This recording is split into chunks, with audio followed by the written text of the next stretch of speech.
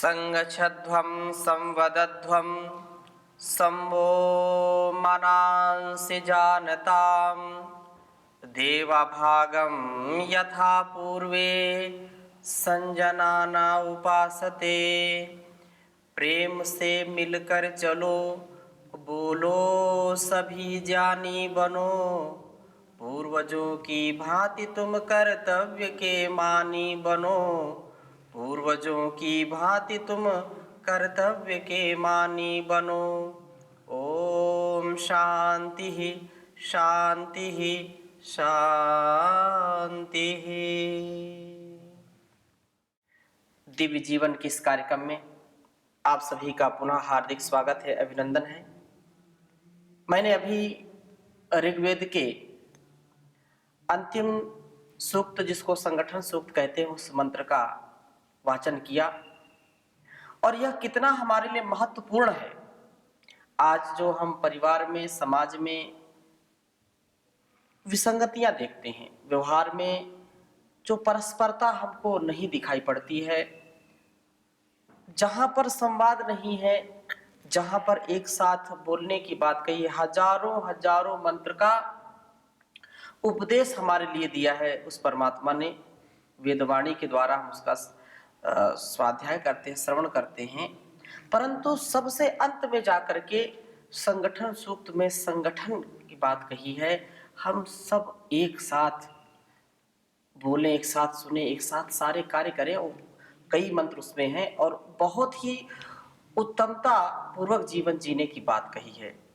हमारा जो संबंध है वो संबंध विच्छेद कब होता है, चाहे मैत्री की टूटने की बात हो या आजकल का जो परिवेश है जहां पर पति पत्नी के ऐसे केस जो सब जानते हैं कि तलाक, हमारे यहाँ कभी ऐसी परंपरा नहीं रही भारतीय संस्कृति में, परंतु आज जो एक विकराल संकट देश के सामने या पूरे संसार के सामने खड़ा हो रहा है, उस संबंधों में कहीं ना कहीं जो दरार है, जो दीवार है, उसको कैसे हम हटाएं, उसके लिए परमात्मा ने उपदेश किया है। और ये हमारे लिए कितना सार्थक है, परस्परता कितनी हमारे लिए महत्वपूर्ण है। आज परम पूज्य गुरु जी का पुनः सानिध्य मिला है। गुरु जी के चरणों में कोटि सा नमन वंदन करते हुए, गुरु जी जो वेदों का ज्ञान है और जहाँ संगठन की बात कही है कि संगठन में रहें, हम समिति में रहें, हमारा परस्पर चाहे पति पत्नी का जीवन हो या पारिवारिक जीवन हो, सामाजिक जीवन हो, उसमें कितना आवश्यक है। क्योंकि जब कम्युनिकेशन गैप हो जाता है, वो बात समझ नहीं पाए और थोड़ी थोड़ी बातों में लोग बोलना छोड़ देते हैं एक दूसरे से। और जहाँ वेद कहता है साथ साथ बोलें, साथ साथ विचार करें, हमारी सब परस्परता में जीवन हो। और इस समाज के लिए, जीवन के लिए, राष्ट्र के लिए कितना यह महत्वपूर्ण है, आप श्री का मार्गदर्शन इसमें अपेक्षित है। साथ मिलकर रहें, साथ बोले, हमारा सब एक जैसा ही खान पान हो, ये सारी जो बातें वेदों में आती हैं उसके मूल में जाकर के देखें कि कौन सा वो तत्व है जो संगठन में रखता है और कौन सी चीज़ है जिससे कि हम एक दूसरे के विरोध में खड़े हो जाते हैं जी। तो जब हम किसी कारण की खोज करते हैं तो उस कारण को हटाने से उस समस्या का निवारण हो जाता है, ऐसा महापुरुष कहते हैं। तो जो भेद का कारण है, माने एक दूसरे के विरोध का जो कारण होता है, उसको अहंकार कह सकते हैं, द्वेष कह सकते हैं। द्वेष का मतलब अप्रीति, प्रीति का जो अभाव है उसको द्वेष कहते हैं। तो इसका मतलब प्रेम जो है वो संगठन का मूल मंत्र है। जी। हम यदि अहंकार मुक्त रहना या प्रेम में रहना, एक बात को दो तरीके से कहा गया है। जी। अहंकार मुक्त रहने का ये तो नेगेटिव अप्रोच है कि हम अहंकार ना करें। जी। उसको पॉजिटिव वे में कहें तो यूँ कहेंगे कि प्रेम में रहें, एक दूसरे के साथ मिलकर रहें, माने प्रेम में रहें हम। जी। प्रेम जहाँ होता है वहाँ अहंकार नहीं होता, या यूँ कहें कि अहंकार जो होता है वो प्रेम नहीं होता। प्रकाश और अंधकार की तरह इनका विरोध है। जी मानी जब हमारा अहंकार क्रियाशील होता है, सतह पर होता है, पर देखने में ये आता है कि हम शक्ति के द्वारा तो नियंत्रित होते हैं, पर प्रेम तो कहीं दूर दूर ही नहीं होता है हमारे व्यक्तित्व में। जी शक्ति के द्वारा नियंत्रित होने का तात्पर्य होता है कि कोई बड़ी शक्ति के विरोध में यदि खड़े होंगे तो वो एक तरफ हो जाएंगे। मानिए हम जैसे कहीं परिवार में बालक बालिकाएं होते हैं और यदि इतने सख्त हों माता पिता कि मैं तुम्हारी किसी बिंदु पर उनको वार्निंग दे दें जी कि मैं तुम्हारे जीवन में इस प्रकार की भूल नहीं देख सकता हूँ, और यदि ऐसी भूल की तो तुम्हारा हमारा कोई संबंध नहीं। इतने कठोर यदि हो जाएं, ये तो उदाहरण के तौर पर कहता हूँ, पर इस रिलेशन में कठोरता आती नहीं है। इतना कितने भी बच्चे गलतियाँ करते हैं, माता पिता की वो स्थिति आ नहीं सकती है। जी स्कूल में शिक्षकों की या किसी संस्था में जो अध्यापकों की आचार्यों की भूमिका होती है उसमें थोड़ा, और माता पिता की भूमिका में अंतर है। माता पिता मोहवश सभी प्रकार की भूलों को सहन करते रहते हैं। जी वो नहीं चाहते, फिर भी यदि वो वैसी भूलें करते हैं तो उसको सहन करते रहते हैं मोह के कारण। जी तो वे, पर मैं कल्पना में जा कर के ये बात कह रहा हूँ कि मान लो इतने कठोर हों, शक्ति की महिमा बताने के लिए ये उदाहरण लिया है, जी तो निश्चित रूप से वो चाहे उनकी कुछ भी इच्छा है तो वो माता पिता के अनुशासन में रहना चाहेंगे। मतलब दो ही बातें हैं, या तो उनके अनुशासन में रहेंगे या अपना अलग हो जाएंगे। जी तो यहाँ बड़े लेवल पर भी देखते हैं किसी किसी राष्ट्र में बहुत ज़्यादा कठोर दंड होते हैं, तो वहाँ पर वो उस तरह की भूलें बहुत कम होती हैं। आदमी बहुत ही जब बिल्कुल उसमें हो जाता है,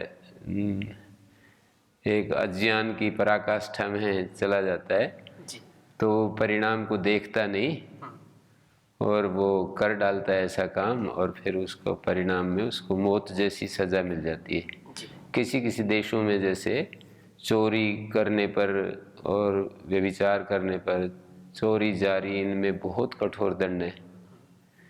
माने जैसे किसी ने किसी को थोड़ा सा भी, किसी युवक ने किसी कन्या को अनावश्यक रूप से कुछ बोल दिया और उसने शिकायत कर दी, तो ऐसी भी कानून है कि सीधी गोली मार देते हैं। जी रेप आदि की तो बहुत दूर की कहानी है, छेड़छाड़ करने पर ही बहुत कठोर दंड है। कठोर दंड देने से उनको भय रहता है, वो करते नहीं।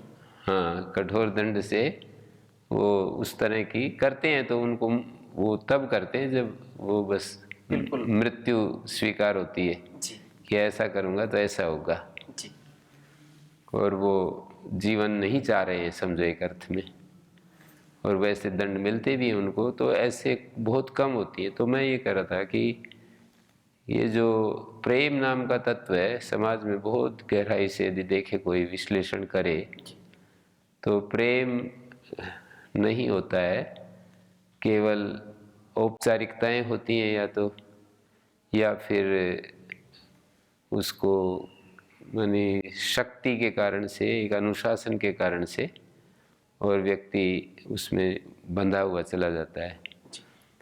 मुझे जनता की हेल्प करनी है इसलिए मैं जो है ट्रैफिक रूल्स का पालन करूंगा, ऐसे नहीं। ये तो प्रेम की स्थिति है कि मैं ऐसा काम नहीं करूंगा जिससे कि लोगों को असुविधा हो, और मैं यदि गलती करूंगा तो मुझे बहुत बड़ी $500, मतलब यहाँ के तो 30,000 रुपये हैं एक गलती करने पर। तो ये बहुत ही ज़्यादा बहुत मुश्किल, मतलब वो होता है अनुशासन का भंग करना जब कठोर दंड होता है। तो विचार ये चल रहा है कि कैसे एक संगठन में रहें। संगठन का यदि आप आदर्श मंत्र जानना चाहते हैं, कोई जानना चाहता है कि उसका आदर्श मंत्र क्या है, तो वो तो यही है कि हम जो है अहंकार मुक्त स्थिति में रहें, सब के सब अपने अहंकार को सामने न लाएं।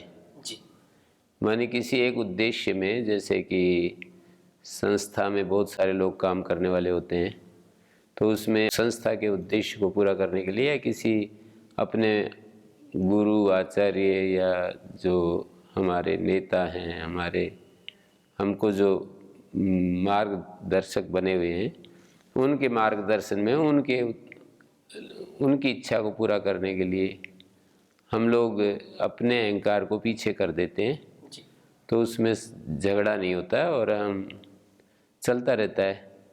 तो संगठन का तो यही सूत्र समझ में आया जो कि वेदों में बिखरा हुआ है जगह जगह। इसलिए मित्रस्य चक्षुषा सर्वाणि भूतानि समीक्षन्ताम्, मित्र की आँख से हम सब भूतों को देखें। जब ऐसा संदेश किसी को मिल गया और उसने स्वीकार कर लिया, तो कैसे नहीं, वो अलग चाल चलने का तो कोई प्रश्न ही नहीं उठता फिर। ऐसे ही माँ भ्राता भ्रातरम दीक्षण माँ स्वसारम उत स्वसा जाया पत्ते मधुमती वाचम वत्तु शंतिवान, कि जो ऐसी जाया अपने पति के लिए शांतिदायक वाणी बोले, भ्राता अपने भाई से, भाई अपने भाई से द्वेष न करे, और अपनी बहन से द्वेष न करे, और इस तरह का जो भरा पड़ा है, यदि वेदों को पूरा व्यापक रूप से उसका अवलोकन किया जाए तो वहाँ पर प्रेम का संदेश देने वाले बहुत मंत्र हैं। जैसे उपमाएं भी बहुत अच्छी अच्छी दी गई हैं कि सहृदयम सामनस्यम अविद्वेषम कृणोमि वह, भगवान ने हमको विद्वेष रहित बनाया है, पर हम अज्ञान और स्वार्थ के कारण द्वेष को पाल लेते हैं। माने उसके मूल में अज्ञान है और स्वार्थ है, तो कामनाएं हैं, उसके कारण से हम उस जो निहित हमारे अंदर प्रेम तत्व है उसकी अवहेलना करते हैं, उपेक्षा करते हैं। तो मंत्र में कहा कि समान हृदय और समान मन वाले हम निर्मित हुए हैं, और हमें हमारा कर्तव्य भी बताया कि जैसे कि नई ब्याई हुई गाय अपने बछड़े से प्यार करती है, वत्सम जातमिवाज्ञा, जैसे कि अज्ञा जो गाय है वो पैदा हुए बछड़े से प्यार करती है, ऐसे ही हम एक दूसरे से अन्योन्यम अविहर्यत, एक दूसरे को हम ऐसे चाहें कि जैसे बछड़े को गाय चाहती है। कितना मतलब तेजस्वी उदाहरण है। उसको देखो गाय के चरित्र को, कि बछड़े की रक्षा के लिए अपने शरीर को भी झोंक देती है।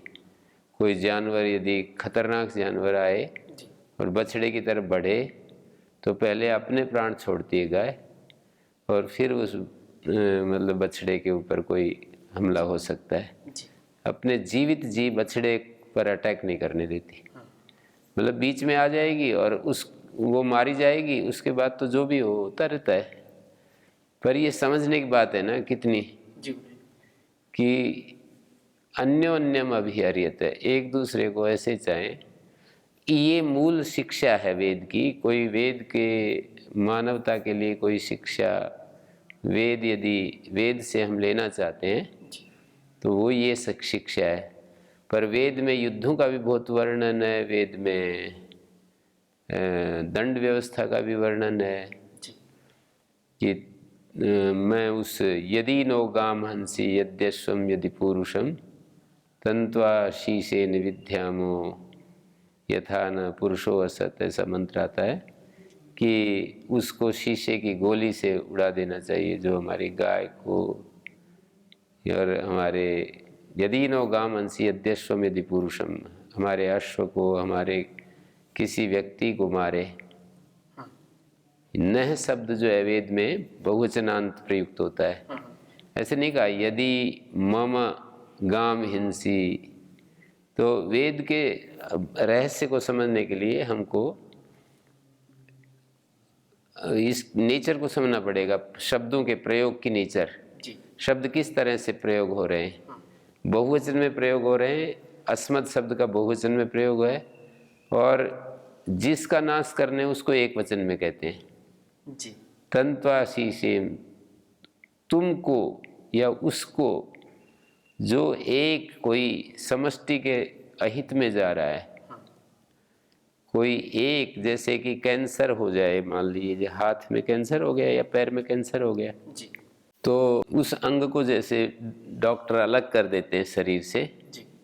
तो ये पूरा एक व्यक्तित्व, एक जैसे एक यूनिट होता है शरीर, ऐसे ही यदि समष्टि रूप में देखे जा करके, तो ये पूरा मानव समुदाय ही एक शरीर है।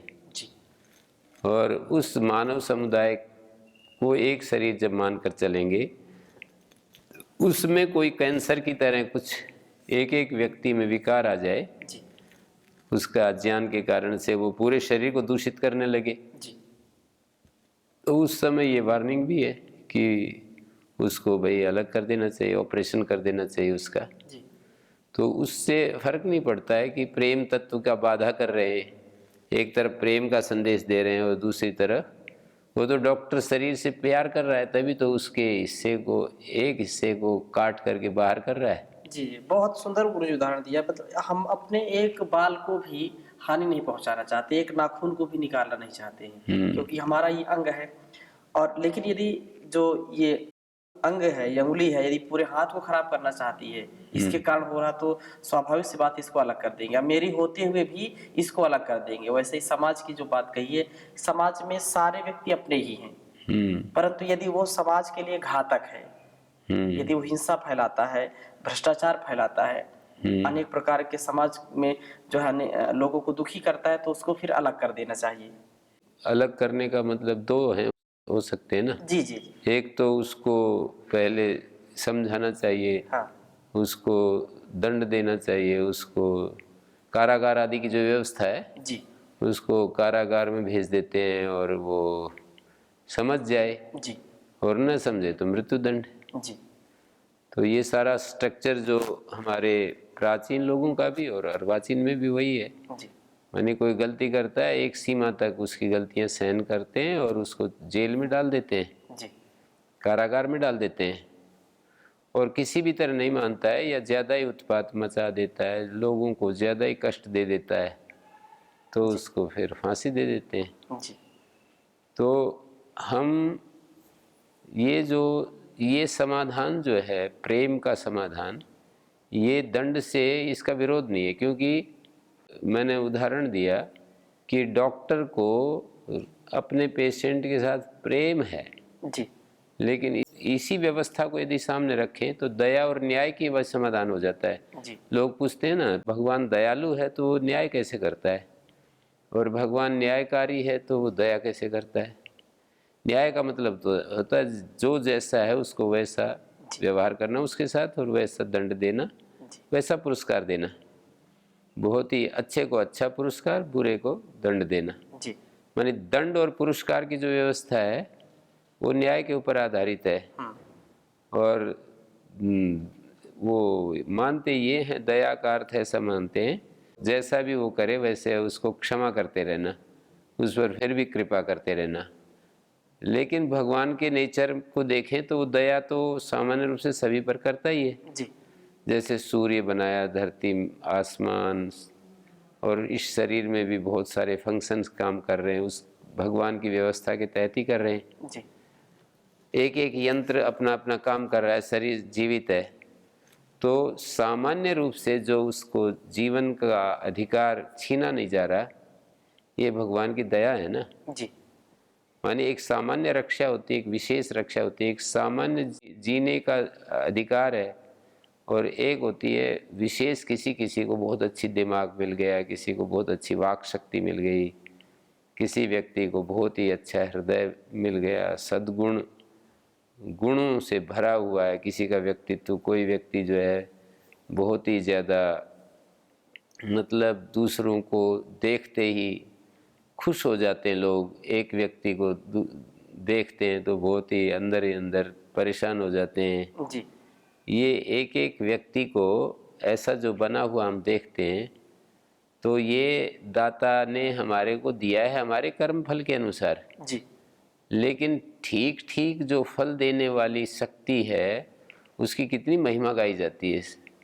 आज समझ लो कि कोई भी व्यक्ति ये जितना जो मेहनत करे उसको वैसा नौकरी मिल जाए, उसको कहीं भी पक्षपात ना हो, कहीं भी भेदभाव ना हो, कहीं भी उसको ऐसा ना हो कि कम अंक वाले को नौकरी मिल गई, ज़्यादा अंक वाले को नहीं मिली, ऐसी कोई बात ना हो। कल्पना कीजिए कि उस व्यवस्था को कितना ज़्यादा प्रशंसनीय समझा जाता है। जी चाहे किसी का नंबर आए ना आए, किसी को कष्ट ही नहीं होगा। माने जैसे मान लीजिए कहीं भी कोई गड़बड़ नहीं होती है और जितना जो करता है उसको फल मिल जाता है। जी तो इस व्यवस्था में किसी को भी परेशानी नहीं, मतलब सब अपने संतुष्ट रहते हैं। तो जैसे यहाँ पर एक सरकार की एक व्यवस्था में यदि निष्पक्षता है तो उसको महर्षि दयानंद ने तो निष्पक्षता को धर्म ने कह दिया है। जी पक्षपात रहित ये धर्म का लक्षण है। जी तो भगवान की इस व्यवस्था में पक्षपात रहित होकर के भगवान व्यवहार करेगा, तभी वो भगवान कहलाएगा, तभी उसकी प्रशंसा होगी और भगवान के भक्त उसको अपना कह सकेंगे। जी कोई एक आदमी भी पक्षपात करता है जी तो वो जिसके लिए सुख देता है उसको तो हो सकता है थोड़ा बहुत पसंद आ जाए, वो भी सदा के लिए नहीं। जी कोई भी संबंध, स्वस्थ संबंध तो सदा के लिए चलता है। मैंने देखा है ये बात, बहुत जीवन में अनुभव किया है। जी किसी लड़के लड़की के संबंध में यदि वैसा आ गया, संबंध यदि गलत हो गए, जी वो सदा नहीं चलते हैं। हो सकता है कि कुछ समय तक वो चलते रहें, पर जो प्रेम के संबंध है कभी भी एक सेकंड के लिए भी जिनमें विकार नहीं आया, जी वो जीवन भर संबंध चल सकते हैं। पर जिनमें विकार आ गया वो हमेशा नहीं चलेंगे, वो टूट ही जाते हैं। जी कितना ही वो आपस में एक दूसरे के साथ प्रेम से बात कर रहे हों, घंटों घंटों प्रेम से मिल रहे हों, एक दूसरे की स्मृति में ही जी रहे हों, एक दूसरे की याद में ही जीते रहें और उनको एक दूसरे से मिलने के लिए निरंतर उत्सुकता रहे, तो फिर भी ऐसी स्थिति होते हुए भी ये संबंध हमेशा नहीं चलेगा। आसक्तिपूर्ण संबंध है और धर्म विरुद्ध संबंध है, शास्त्र विरुद्ध संबंध है, वो सदा नहीं चलेगा। जी मतलब ये बहुत ध्यान से देख करके इस बात को ऑब्जर्व करके मैंने ये सूत्र निकाला है। पूरा निचोड़ निकाला आपने। हाँ, जी और जहाँ पवित्रता है, जहाँ किसी प्रकार का कोई वो नहीं है, भेदभाव, अंदर से किसी के प्रति आसक्ति नहीं है, वो हमेशा चलता रहता है। जी तो सामान्य आदमी भी पसंद नहीं करते इन सब चीज़ों को, जी तो भगवान कैसे करेगा वहाँ पर? मतलब वो न्याय से विरुद्ध हट करके, अर्थात सबको एक जैसा, यदि वो दयालु है जी तो कोई कुछ भी करे उसको दया करते रहना चाहिए। ये तो ऐसी बात हो गई कि कोई कितना भी मार काट करे, राजा को दयालु होना चाहिए, दया कर देनी चाहिए राजा को। उसको कोई एक जो दंड सजा आदि की जो व्यवस्था है वो नहीं करनी चाहिए, इसका ये अर्थ हो जाएगा। जी तो जैसे सामान्य व्यवहार में हम पसंद करते हैं निष्पक्षता को, ऐसे ही विद्वानों के व्यवहार में भी चाहते हैं कि विद्वान भी निष्पक्ष रहें। भगवान से भी यही अपेक्षा होती है कि वो हमारे लिए दयालु भी रहे और न्यायकारी भी रहे। जी दया का संबंध उसकी जो सामान्य व्यवस्था है, जैसे कि एक व्यक्ति, जैसे यहाँ पर बहुत सारे ब्रह्मचारी रहते हैं, सामान्य रूप से सबके लिए भोजन की व्यवस्था, कमरे रहने की व्यवस्था है, कपड़े औषध आदि की व्यवस्था है। जी पर कोई कोई बहुत ही तेजस्वी ब्रह्मचारी होता है तो उसके लिए विशेष भी करते हैं जी और उसको जो है यानी अलग हट करके भी उसको सुविधाएं दी जाती हैं। जी तो ये पात्रता के द्वारा उसको जो है ये वो नहीं है, पक्षपात नहीं है। ये तो मतलब किसी आसक्ति के कारण से जो कम गुण वाले को भी अधिक सुविधाएं दी जाती है, फिर वो हो जाता है। जी फिर उसमें दिक्कत आती है। तो सह अस्तित्व बोलते हैं, यानी साथ साथ मिलकर रहने का मतलब सह अस्तित्व। परस्परम भावयन्तु परम श्रेयावाप्स्यते।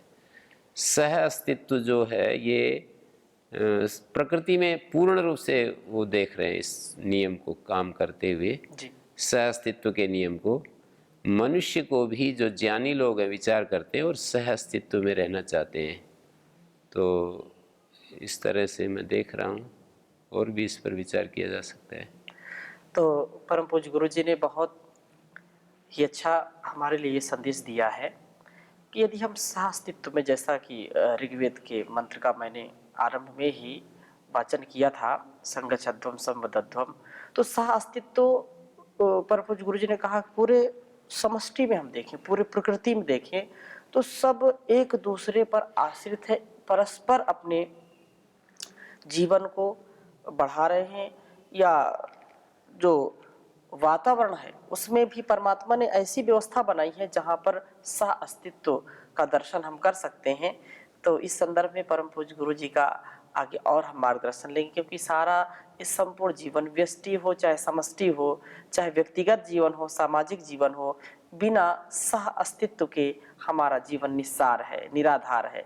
तो इस को हम निराधार न बनाए, हमको दिव्य जीवन और दिव्य जगत का निर्माण करना है। इस संदर्भ में अगले संवाद में, अगली कक्षा में परम पूज्य गुरु जी का मार्गदर्शन मिलेगा। अभी यहीं पर विराम करते हैं। ओम शांति शांति शांति। ओम श्री गुरुभ्यो नमः।